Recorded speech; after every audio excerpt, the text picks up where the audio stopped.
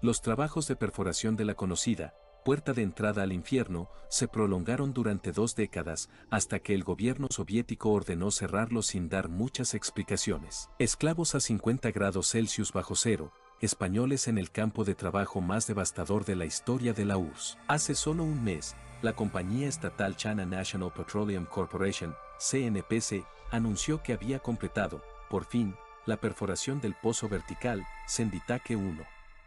Situado en la región autónoma de Xinjiang, al noroeste del país, se ha convertido en el más profundo de Asia con sus 10.910 metros.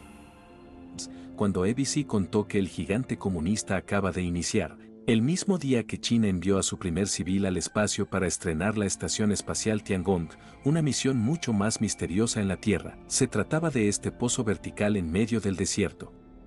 En concreto, en una región rica en petróleo a través de la corteza terrestre que, según la escueta nota de la agencia estatal de noticias Xinhua, iba a llegar a la capa del Cretácico. Es decir, a rocas de hasta 145 millones de años de antigüedad. Para que se hagan una idea de sus dimensiones, los sondeos petrolíferos suelen descender entre 1000 y 1600 metros. Más de 5000 metros ya es algo extraordinario. Los 11 kilómetros anunciados por el Pekín suponen una brutalidad. Según anunciaron en ese momento, esperan alcanzar esa profundidad en 457 días, pero finalmente les ha llevado más tiempo. China comenzó la perforación en mayo de 2023 y se ha prolongado durante 580 días, de los que más de la mitad ha correspondido a los últimos 910 metros. A pesar de ello, no consiguió batir el récord y convertirse en el pozo más profundo que ha excavado el hombre. Hay uno que llegó más allá. El 24 de mayo de 1970, la Unión Soviética comenzó a perforar un pozo en Pechenga, un distrito escasamente poblado de la región de Murmansk, en la esquina noroccidental de Rusia. Los trabajos se prolongaron hasta 1989 y alcanzó los 12.262 metros, una profundidad a la que nunca había llegado el hombre antes ni después. Ni siquiera China se atreverá ahora a descender hasta ahí, a pesar de que la tecnología, la ingeniería y las medidas de seguridad actuales son muchísimo más avanzadas que en la época soviética. La idea inicial, 15.000 metros. Aquel proyecto fue bautizado como el Pozo Superprofundo de Kola. La idea nació en 1962 y la supervisión se le asignó al Consejo Científico Interdepartamental para el Estudio de la Tierra. El lugar exacto de la perforación fue elegido en 1965, a 10 kilómetros de la ciudad de Zapolyarny. Lo más sorprendente es que el objetivo inicial que se fijó fue descender hasta los 15.000 metros. La diferencia entre este y otros agujeros profundos es que los demás se hicieron para buscar petróleo, mientras que el soviético, también conocido como SG-3, se realizó únicamente para investigar la litosfera. El pozo chino servirá para probar máquinas de perforación subterráneas y recopilar datos sobre el interior de la Tierra, según las primeras informaciones. Lo que no está tan claro es que quiere sacar el gigante comunista a largo plazo. El proyecto se enmarca dentro del programa de exploración de la Tierra profunda que ya anunció el presidente Xi Jinping en 2021. El dirigente alegó que había que realizar estudios para identificar recursos energéticos, materias primas y evaluar los riesgos de desastres naturales, tales como erupciones volcánicas y terremotos. El presidente del Ilustre Colegio Oficial de Geólogos, ICOG, Manuel Regueiro, contaba en ABC a Isabel Miranda que veía más plausible que el proyecto estuviera relacionado con el petróleo o la búsqueda de energía geotérmica, efectivamente, pues el calor que emana del núcleo de la Tierra es hoy una fuente al alcance de pocos países, como Islandia, que por su actividad volcánica tiene altas temperaturas a niveles casi superficiales del subsuelo. Para el resto, sin embargo, alcanzar los 150 grados Celsius necesarios para mover turbinas eléctricas no es tan fácil. La Guerra Fría. Para entender el pozo de la URSS hay que ubicar el experimento en los años de la Guerra Fría, tiempos en los que la carrera espacial entre el Kremlin y Estados Unidos se extendió a cualquier marca que se pudiera alcanzar en el campo de la ciencia. En lo que respecta a explorar las profundidades de la Tierra, ambas potencias comenzaron a organizar sus experimentos en la década de 1950, con el objetivo de llegar a la discontinuidad de Mohorovičić, el límite entre la corteza y el manto terrestre. Estados Unidos tomó la iniciativa en 1958 con el lanzamiento del proyecto Moole. Ubicado cerca de la ciudad de Guadalupe, en México, la operación fue llevada a cabo por un equipo de ingenieros que perforó, a través del lecho del Océano Pacífico, un agujero de una profundidad de más de 180 metros.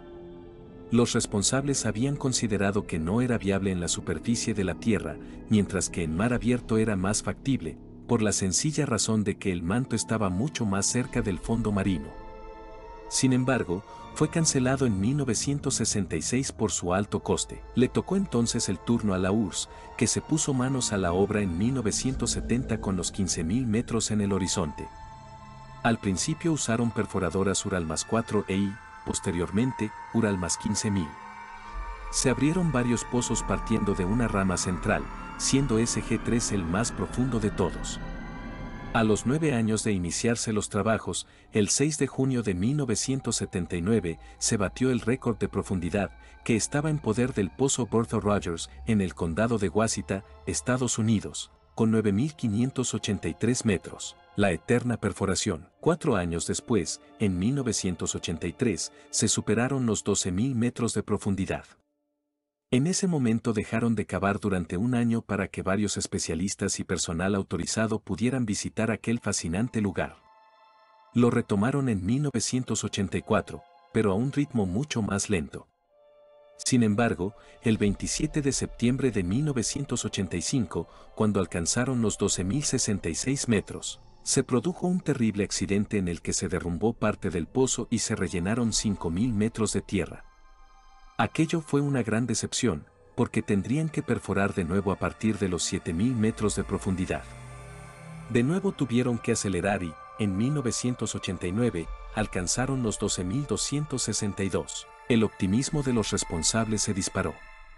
Estaban convencidos de que alcanzarían los 13.500 metros a finales de 1990 y los 15.000 en 1993. Pero a medida que el taladro se dirigía hacia el centro de la Tierra y llegó a esa profundidad récord, se produjo un cambio completamente inesperado.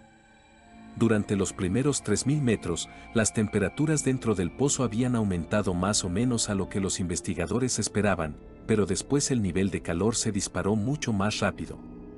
Cuando la perforación comenzaba a acercarse al objetivo inicial, el agujero se había calentado a 185 grados Celsius, el doble de lo que habían previsto. Eso no fue todo.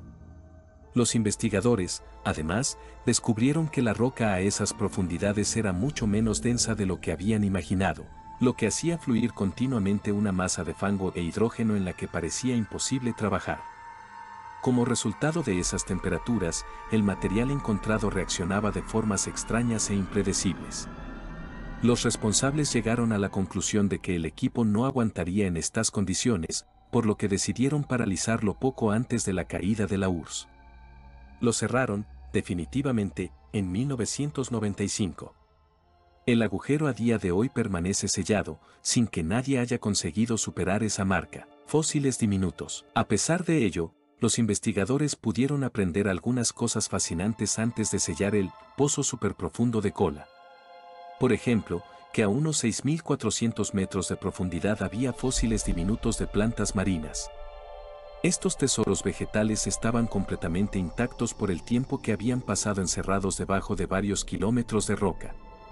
Se cree que tenían más de 2.000 millones de años de antigüedad. Hubo, todavía, un hallazgo más impresionante en los confines más lejanos del agujero. Al medir las ondas sísmicas, los expertos habían predicho previamente que la roca bajo nuestros pies cambia de granito a basalto a unos 3 o 6 kilómetros por debajo de la superficie, pero comprobaron que no era así, al menos en la península de Kola. Solo encontraron granito, incluso en el punto más profundo del pozo. Finalmente descubrieron agua que fluía a varios kilómetros bajo tierra, a profundidades donde nadie predijo que podría existir.